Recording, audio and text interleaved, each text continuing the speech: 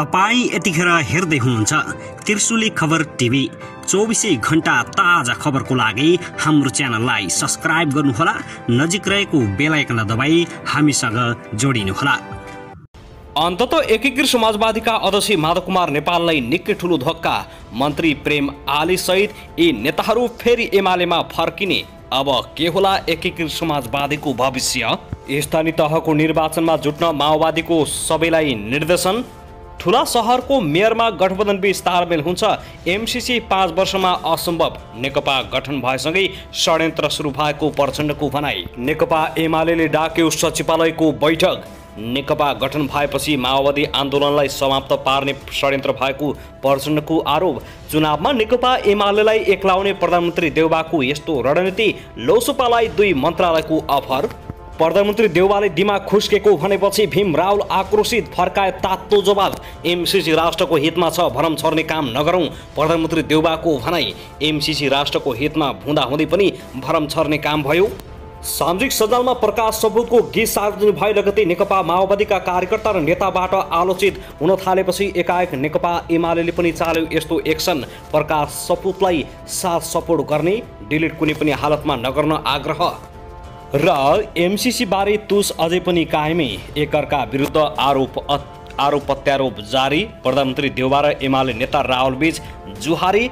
जनताको भावना बुझेर काङ्ग्रेसले गठबन्धनबारे निर्णय लिने नेता सिंहको भनाई। अब हेर्नुहोस् पुरा समाचार।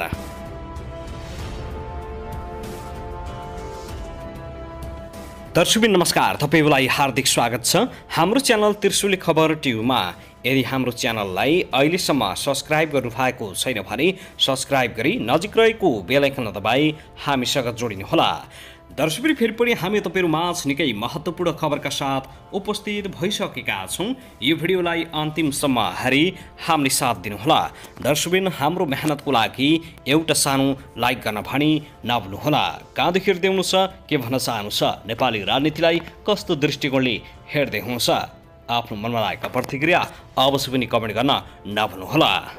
दर्शकबिन आउनुहोस् अब पहिलो खबरतर्फ लागौं। नेकपा एकीकृत समाजवादी पार्टीका नेता एवं संस्कृति पर्यटन तथा नागरिक उडान मन्त्री प्रेमबहादुर आले र श्रम तथा रोजगार मन्त्री कृष्ण कुमार श्रेष्ठ किसान नेकपा एमालेमै फर्किने तयारीमा रहेको खुलासा भएको छ। आले र श्रेष्ठले पुनः एमाले फर्किने तयारीका लागि अध्यक्ष केपी शर्मा ओलीसँगको भेटवार्ता बाक्लो बनाएपछि समाजवादी निकट अनेरा सहयोगका अध्यक्ष सुदेश पराजुलीले साङ्केतिक सूचना सहित उनीहरूको विरोध गरेका छन्। यी 2 नेतामध्ये यसअघि प्रेम आले अध्यक्ष ओलीकै दोस्रो कार्यकालमा वन मन्त्री भएका थिए। कृष्ण कुमार मन्त्री हुन नपाएपछि एमाले छाड्दै गठबन्धनमा मन्त्री बनेका हुन्। समाजवादीमा प्रवेश गरेपछि दुवै नेताले आगामी निर्वाचन जित्न कठिन देखिएको छ। मन्त्री आलेको गृह जिल्ला डोटीमा काङ्ग्रेसका सुदूरपश्चिम अध्यक्ष वीरबहादुर बलायर दावेदार हुन् भने आलेले अघिल्लो निर्वाचनमा बलायरलाई नै पराजित गराएका थिए। उनीहरूले यसअघि नै देखि एमालेमा फर्किने प्रयास गर्ने र त्यो प्रयास सम्भव नभए काङ्ग्रेस नै प्रवेश गरेर भए पनि प्रतिनिधि सभाको अबको चुनाव जित्ने निष्कर्षमा आफ्ना गतिविधि अगाडि बढाएका छन्। यद्यपि काङ्ग्रेस प्रवेश गरे पनि उनीहरूले अहिले राजनीति गर्दै आएको भूगोलमा टिकट पाउने सम्भावना भने न्यून देखिएको छ। आलेको क्षेत्रमा काङ्ग्रेसका प्रभावशाली नेता वीरबहादुर बलायरले चुनावी प्रतिस्पर्धा गर्दै आएका छन्। त्यस्तै तनहुमा यससँगै जितेका श्रेष्ठको क्षेत्रमा काङ्ग्रेसका वरिष्ठ नेता रामचन्द्र पौडेल छन्। श्रेष्ठले पनि एमालेबाटै अघिल्लो निर्वाचनमा पौडेललाई हराएका थिए। त्यसैले उनीहरू एमालेमै फर्किएर आफ्नो राजनीति जोगाउने अभियानमा लागेको बताइएको छ।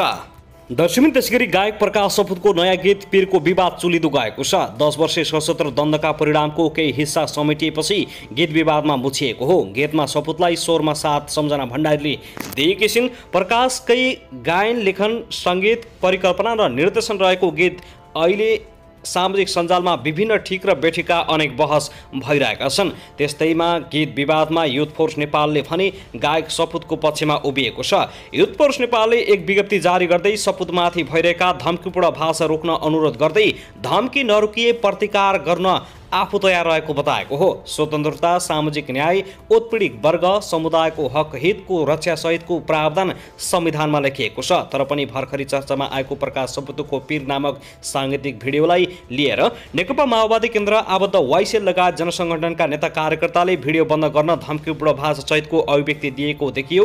विज्ञप्तिमा अगाडि भनिएको छ, यसबाट चोरको खुट्टा काट भन्दा चोरले खुट्टा तानेको प्रश्न भएको छ। कलाकारले कलाकारिताको माध्यमबाट यथार्थ चित्रण हुने गरी मनोरञ्जन दिने अभिप्रायले सिर्जना गरेको हुन्छ।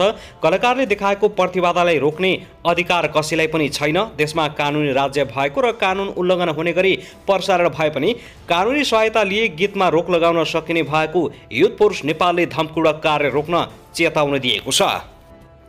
दर्शकबिन त्यसैगरी नेकपा माओवादी केन्द्रका अध्यक्ष पुष्पकमल दाहाल प्रचण्डले एमालेसँग पार्टी एकता गरेर नेकपा गठन गर्नु गलत नरहेको स्पष्टीकरण दिएका छन्।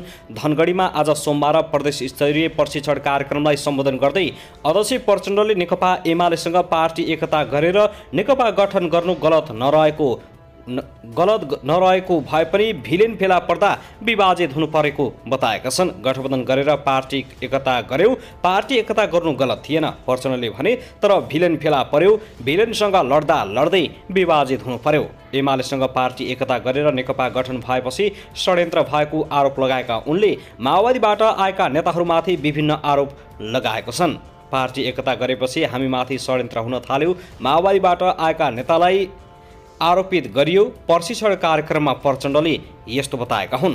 साथै नेकपा माओवादी केन्द्रका अध्यक्ष पुष्पकमल दाहालले विवादित बनेको गायक प्रकाश सपुतले गीत पीरमाथि आफ्नो धारणा राखेका छन्।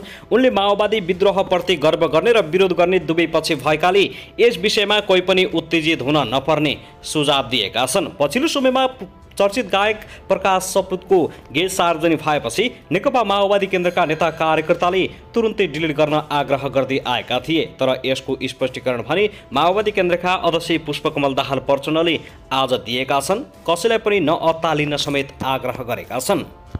साथै गायक प्रकाश सपुतले आफ्नो नयाँ गीत पीरलाई राजनीतिकरण नगर्न आग्रह गरेका छन्। तर गीतको भिडियोको केही दृश्यले कसैको आत्मसम्मानमा चोट पुगेकोमा उनले माफी मागेका छन्। आइतबार सामाजिक सञ्जाल फेसबुकमा स्टाटस लेख्दै गायक सपुतले आफूले देखेका र सङ्गत गरेका व्यक्तिहरूलाई नै आधार बनाएर गीतको विषयवस्तु बनाएको र यसमा सम्बन्धित पक्षको आत्मसम्मानमा चोट पुगेको भए माफी दिन आग्रह गरेका हुन्। साथै उनले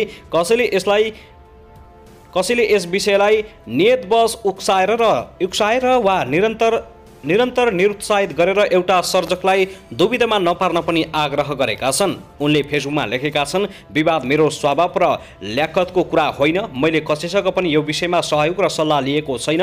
त्यसैले सृजना र स्वतन्त्रताको कुरा त गरौँ, तर यसलाई राजनीतिकरण नगर्न सबैलाई अनुरोध गर्दछु।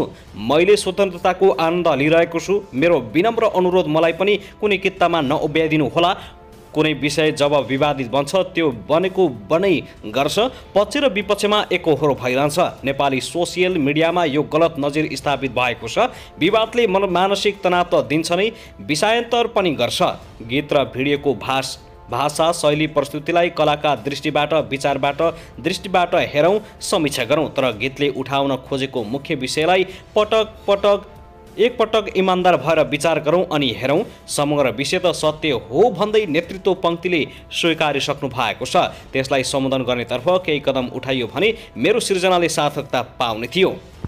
दर्शकबिन त्यसैगरी राष्ट्रिय प्रजातन्त्र पार्टीका अध्यक्ष राजेन्द्र लिङ्गदेनले स्थानीय तहको निर्वाचनमा आफ्नै चुनाव चिन्ह हलो नदिए चुनाव हुन नदिने चेतावनी दिएका छन्। सोमबार बर्दियामा भएको कार्यक्रममा उनले हलो चुनाव चिन्ह नपाउने स्थिति आएमा चुनाव अवरोध गर्ने चेतावनी दिएका हुन्। राप्रपालाई आगामी स्थानीय तहको निर्वाचनमा दलको चुनाव चिन्ह हलो दिएन भने चुनाव बहिष्कार गर्ने होइन, चुनाव नै हुँदैन, हामी हुन दिँदैनौँ। राप्रपालाई राष्ट्रिय राजनीतिको मूलधारबाट पर धकेल्ने कुरा स्वीकार्य हुने छैन उनले भनेका छन्। राष्ट्रिय मान्यता पाएका दल बाहेक अरू दलका उम्मेद्वारलाई निर्वाचन आयोगले स्वतन्त्र उम्मेद्वार मान्न सक्ने कानुनी व्यवस्था छ।